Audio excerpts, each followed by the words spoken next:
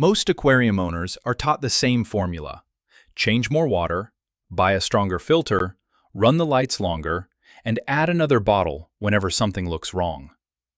But inside a small San Francisco fish store, one owner spent decades moving in the opposite direction. His tanks use modest flow, deep gravel, restrained lighting, heavy planting, and in many cases, far fewer water changes than most hobbyists would consider normal. The surprising part is not that the tanks look unusual. It is that many of them appear calm, mature, and full of fish that have lived there for years. So is this proof that the aquarium industry has been overcomplicating fish keeping? Or is it a dangerous method that only works because one man has learned to read his tanks better than almost anyone else? The answer begins long before the first plant filter or layer of gravel. It begins with a Burmese immigrant named Justin, a jewelry appraiser who arrived in the United States and discovered that his professional experience did not travel with him. Employers told him he had no local experience. Jobs in his trade paid too little to support a family. He took what work he could find and eventually ended up washing fish in Chinatown. That job was not glamorous, but it gave him something more valuable than a title: a close view of how aquarium businesses survived, how fish were handled, where money was wasted, and what customers actually wanted. He already loved fish, so the idea of opening a store began to feel possible.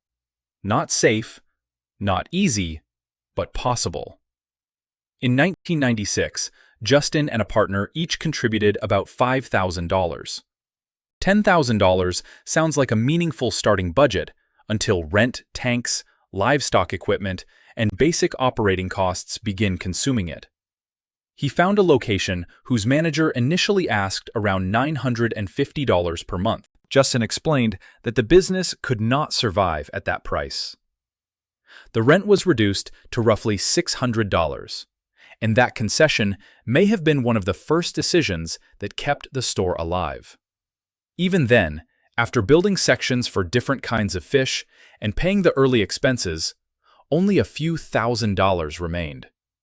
There was no large safety net, no corporate financing, and no team waiting behind him. The store began as an experiment, measured in months. Try it, learn quickly, and survive long enough to improve. But the first major conflict was not with customers or rent. It was with the way the fish were being managed. Justin's partner favored frequent treatments and heavy medication whenever problems appeared. Justin became uncomfortable with that cycle. To him, treating tanks every day was not solving the environment that made the fish vulnerable. Their disagreement grew until the partnership ended. By 1998, Justin and his wife were running the business themselves. She had worked as a bank teller, then left after they had a baby and joined him in the store. From that point forward, Ocean Aquarium became less like a conventional retail system and more like a living laboratory built around one question: how little equipment and intervention can a stable freshwater aquarium actually need? That question sounds simple, but it challenges the way many tanks are sold. A new hobbyist is often shown a chain of products: a larger filter for safety, more media for filtration, stronger circulation for oxygen, bright lighting for plants, fertilizers to support growth, chemicals to correct the water, medications to protect the fish, and regular replacement parts to keep the system working. Some of those tools are useful and sometimes essential. The problem begins when equipment is treated as a substitute for understanding. Justin gradually cut away entire categories. He once kept saltwater animals, reptiles, larger fish, and many different systems. Over time, he decided that trying to do everything prevented him from doing one thing well. He narrowed the store toward freshwater plants, nanofish, guppies, small community species, shrimp, and naturally styled aquariums. That change was partly philosophical, but it was also a response to the city around him. After earthquake concerns and changing landlord rules, many customers could no longer keep very large aquariums. Smaller tanks became more practical. Instead of resisting the market, Justin followed it. This is one of the least dramatic but most important lessons in his story. Survival did not come from protecting the original plan.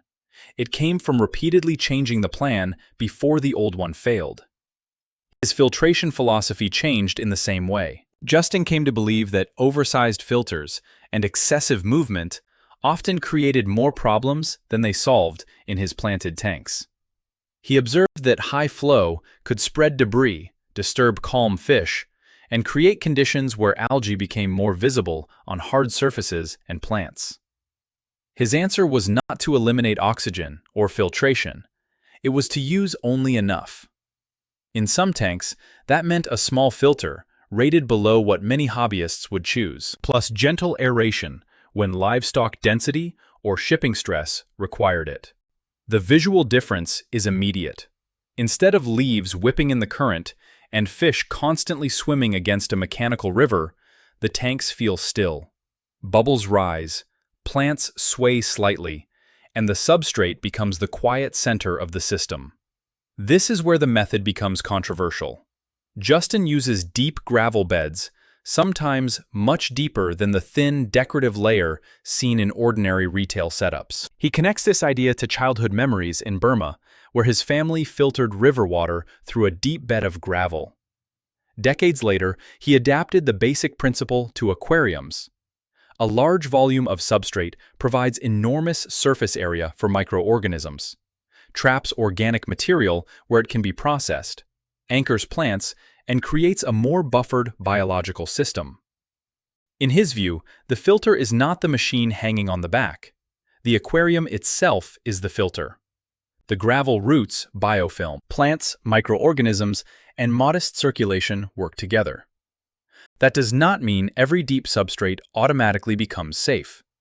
A poorly planned bed can accumulate waste, compact, develop unhealthy pockets, or release nutrients faster than plants can use them. Grain size, depth, stocking, feeding, root growth, and maintenance all matter. The important idea is not add more gravel and stop cleaning. The idea is to increase biological capacity while reducing the rate at which the tank is overloaded. That second half is what people often miss. A low-intervention aquarium cannot be run like a high-input aquarium. If you feed heavily, overstock fish, keep few plants, blast the lights, and then remove water changes, the system does not become natural. It becomes a container accumulating waste. Justin's tanks work when they work because several choices reinforce one another. He keeps many plants. He uses relatively small fish. He feeds with restraint. He limits the lighting period. He avoids unnecessary flow. He allows mature substrate and biofilm to remain in place. He watches the animals closely. And perhaps most importantly, he has decades of pattern recognition. A beginner sees clear water and assumes the tank is healthy.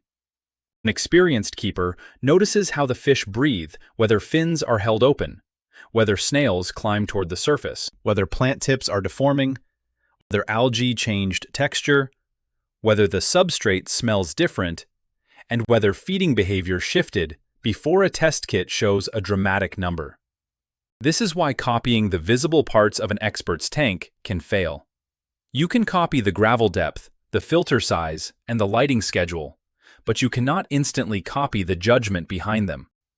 The same caution applies to Justin's most famous practice: minimal or no routine water changes in some aquariums. His explanation centers partly on San Francisco's switch from chlorine to chloramine.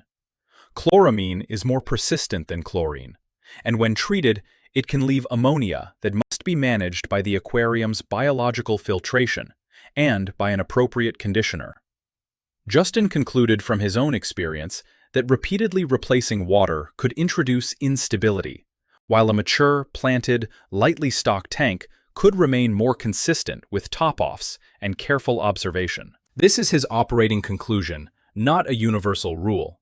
For most aquarium keepers, regular, partial water changes remain one of the simplest and most reliable ways to dilute nitrate, dissolved organic compounds, excess minerals, medication residues, and substances that hobbyist test kits do not measure. Evaporation only removes water. It leaves most dissolved material behind. Topping off can therefore increase mineral concentration over time depending on the source water. So the real lesson is not that water changes are bad. The lesson is that water changes are a tool, not a religion, and their frequency should be determined by the actual system. A heavily stocked cichlid tank, a goldfish aquarium, a new uncycled setup, and a mature jungle of plants should not all follow the same calendar. Justin's approach asks a better question than, how often should I change water? The better question is, what is accumulating in this aquarium? How quickly is it accumulating? And what evidence shows that the system can process it? To answer that responsibly, you need measurements. Test ammonia and nitrite, especially in a new tank or after a disturbance. Track nitrate instead of guessing. Monitor pH and hardness if your source water or livestock makes them important. Pay attention to conductivity or total dissolved solids when keeping sensitive shrimp, or when relying heavily on top-offs. Look at trends, not one isolated reading. If nitrate rises week after week, if hardness continually climbs, if fish become lethargic, if oxygen drops at night, or if the substrate releases foul-smelling gas. The tank is not asking for a philosophical debate. It is asking for intervention. The same measured approach explains Justin's lighting advice. New aquariums are often started with 8, 10, or even 12 hours of bright light because the owner wants plants to grow immediately. But newly transplanted plants are stressed. Their roots may be damaged. Leaves may be adapted to immersed growth, and the tank's microbial community is immature. Algae can respond faster than the plants. Justin often recommends beginning with a shorter photo period, sometimes around 5 or 6 hours, then increasing gradually as the plants establish. Slow-growing plants, such as Anubias or Java fern, may need even less intensity than fast stem plants. The principle is simple. Do not supply more light than the plant mass can use. Light is not food by itself. It is an accelerator.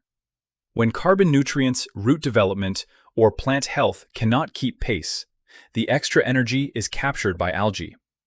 This is also why he experiments with shared carbon dioxide systems and inexpensive methods rather than treating every aquarium as a separate high-tech display.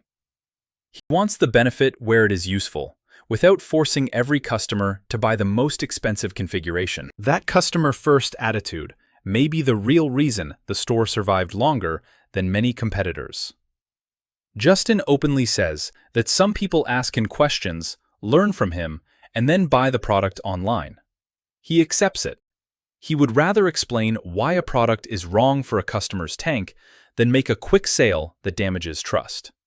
If someone wants coral sand in a freshwater setup, he explains that calcareous material can raise hardness and pH. If a fish or plant is unsuitable, he says so. The immediate sale may disappear, but the relationship remains. In an industry where beginners can be overwhelmed by conflicting advice, honesty becomes a form of inventory that cannot be copied by a warehouse.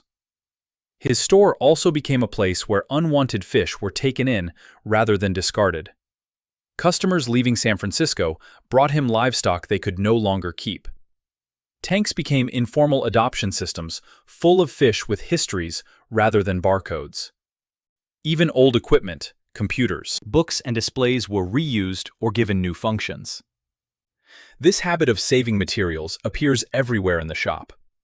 Wood becomes a planted structure. A used tank becomes a breeding setup. A shared carbon dioxide cylinder supplies several displays. A customer's discarded item becomes part of the store. The method is not polished minimalism. It is practical conservation shaped by limited money and years of improvisation. That matters because many hobbyists believe a beautiful aquarium begins with a perfect shopping list. Justin's shop suggests the opposite. A mature aquarium begins with a feedback loop. Observe, Adjust, keep what works, remove what does not, and let the system teach you. His advice for beginners reflects that patience. Build the substrate, establish filtration, allow the tank to cycle, stabilize temperature and water chemistry.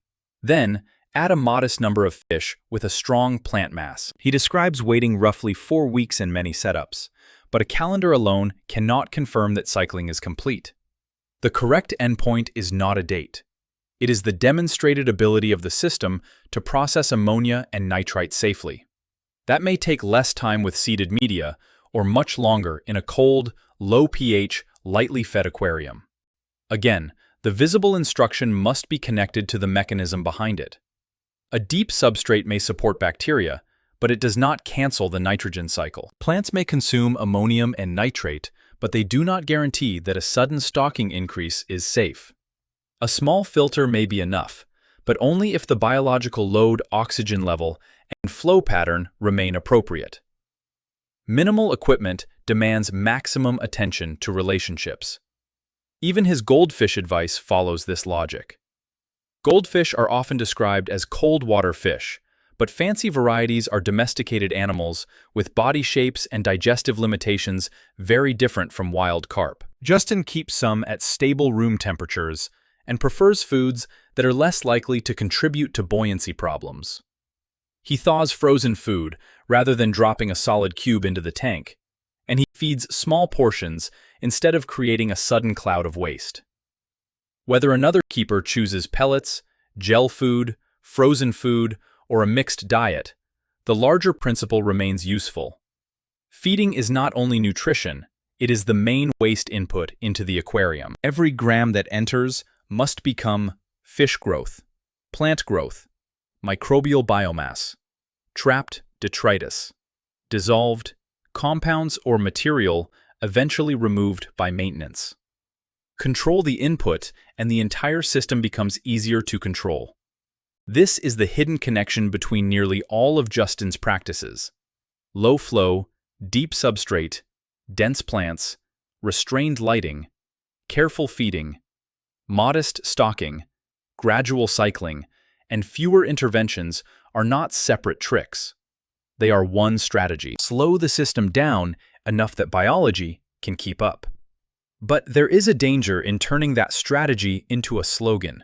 No water changes is clickable. Tiny filter is memorable. Deep gravel looks easy. Yet none of those phrases describes the work occurring every day. Justin and his wife have operated the store 7 days a week because they could not afford staff and did not want to pay wages too low for someone to live on. He looks at the tanks constantly. He redesigns them, removes failing sections, changes plants, responds to customer needs, and keeps learning. The system appears low maintenance because the maintenance is often observation and small correction rather than dramatic cleaning. That distinction changes everything. Neglect waits for a crisis. Low intervention fish keeping prevents the crisis by noticing weak signals early. So, how can a normal hobbyist use the best parts of this method without gambling with livestock? Start with one mature, moderately sized freshwater aquarium, rather than converting every tank at once. Use a substrate deep enough for the plants you intend to grow, but choose a grain size that will not compact excessively, and do not bury large amounts of decaying material. Plant heavily from the beginning, with a mix of fast growers and durable, slower species. Use a filter that provides reliable biological filtration and adequate circulation without turning the aquarium into a washing machine. Set the light conservatively, perhaps 6 hours at first, and increase only when healthy plant growth justifies it. Stock lightly. Feed less than your impulse tells you while still maintaining good body condition. Test the water on a schedule and record the results. Continue partial water changes while the aquarium matures. Only consider extending the interval when ammonia and nitrite remain at 0 nitrate and mineral levels stay controlled. Fish behavior is consistently normal. Plants are actively growing, and no unexplained trend is developing. Even then, extend gradually. Move from weekly to every 10 days. then perhaps every 2 weeks, rather than suddenly declaring the tank maintenance-free. Use conditioned water at a similar temperature and understand exactly how your conditioner handles chlorine, chloramine, and ammonia. Top off evaporation with water appropriate to your mineral balance. In some situations, purified water may prevent hardness from creeping upward. Clean mechanical media when flow declines, but avoid sterilizing all biological surfaces at once. Trim roots before they block equipment. Remove dying leaves before they become a large waste pulse. And keep an emergency plan. A bucket conditioner test kit, air pump, and the willingness to perform a water change are not admissions that the natural method failed. They are basic responsibility. There are also tanks where this approach should not be the first experiment. Newly established aquariums, quarantine systems, hospital tanks, heavily stocked goldfish tanks, large predatory fish setups, breeding systems with heavy feeding, and aquariums receiving medication often benefit from frequent water replacement and simpler, more controllable filtration. Likewise, a deep substrate is not automatically suitable for every burrowing species or every maintenance style. The goal is not to imitate the appearance of just-in-store. The goal is to understand why each component exists and decide whether your aquarium has the same conditions. That may be the most valuable lesson hidden in this small San Francisco shop. Justin's success was never based on refusing to change. It was based on changing constantly. He moved from jewelry to fish, from employee to owner, from partnership to family business, from broad pet retail to specialized freshwater systems, from big fish to nanofish, from equipment-heavy thinking to biological balance. Even his strongest opinions came from years of observing what happened in front of him. You do not have to agree with every conclusion to learn from the process. Question routines that are followed only because everyone repeats them. Measure before you add equipment. Understand what a product is supposed to solve. Build capacity before adding livestock. Treat light and food as inputs, not harmless conveniences. Use water changes intentionally rather than mechanically, and never confuse clear water with complete safety. The best aquarium is not the one with the most technology or the least maintenance. It is the one whose keeper understands where waste goes, where oxygen comes from, what the plants are doing, and how the animals reveal stress before the crisis becomes obvious. Justin's tanks look peaceful because the philosophy behind them is not about forcing nature to perform. It is about creating enough space-time and biological stability for nature to do part of the work. That is not a shortcut. It is a different kind of discipline. And before you remove a filter, shorten a water change schedule, or add 6 inches of gravel, remember the question that protects every fish in the tank. Do you understand the system well enough to know what will happen next? If this story changed the way you think about aquarium maintenance, share it with a fish keeper who is tired of buying solutions without understanding the problem. And subscribe for more evidence-based breakdowns of the methods, myths, and small decisions that determine whether an aquarium merely survives or becomes truly stable.